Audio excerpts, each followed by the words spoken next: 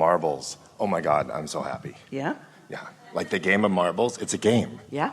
Yes, And it is. I came here wanting a new process. Yes? And I can feel how much fun this is going to be. Yeah.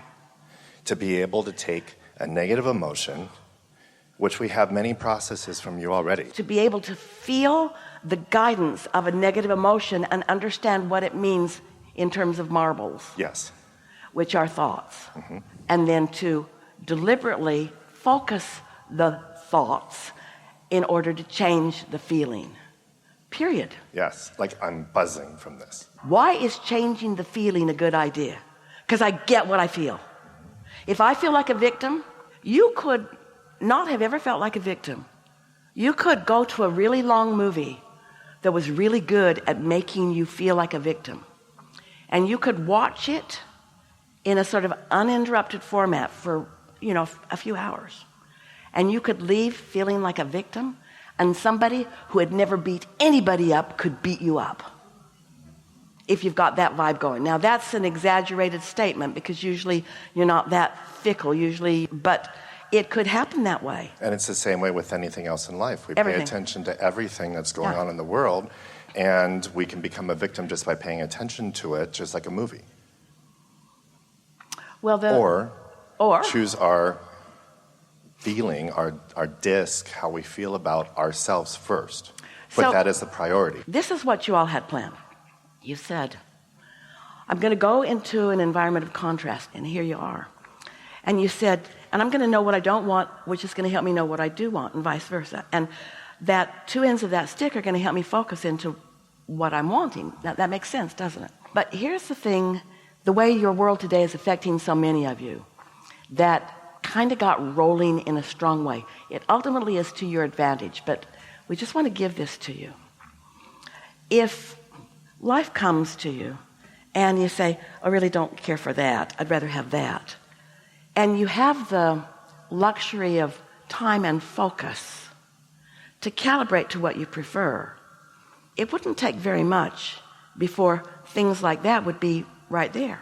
But if a whole lot of things simultaneously that you don't want are showing up, if you're in defense mode all the time, then you're not taking the pivot when it is easy. And then you get feeling overwhelmed. And then you just become sort of complacent and observant. And it isn't until it gets so much that you just can't take it and you really give up that you actually turn the tide in any way. Esther turned on something the other day. She wanted to watch it, and she knew it was dicey because she knew it was a news program. And she knows what the commercials are like on those news programs. And so she said to herself, I'm going to just mute every commercial, but boy, you got to be fast.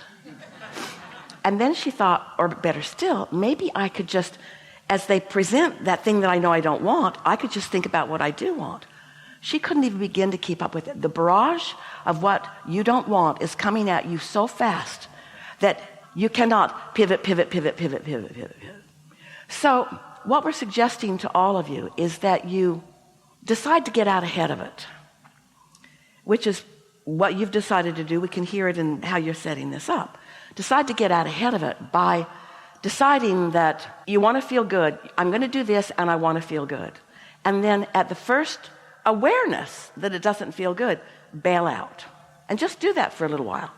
Think I'll call my sister and I want to feel good. At the first awareness that it doesn't feel good, bail out.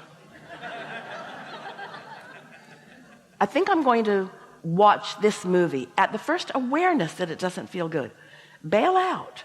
In other words, decide that you're going to give yourself just a day or two or three. It won't take much for you to reset your point of attraction. We're not kidding you. Here it is. You get what you think about. So our question to you is, where are you getting what you're thinking about? Where are you getting it? Where are you going for it? Are you going looking for good news? Are you going looking for bad news? Where are you going for it? When you decide that you're going to take a walk, do you think, where could I go? Where's the stinkiest, dirtiest street in this town? Where is the place that really makes me want to throw up the most? I'm going to go and I'm going to endure that walk, and I'm going, you don't do that usually. In other words, there are a lot of things that, let's go out and eat. Where should we go? Well, Where's the worst food that you've had this year?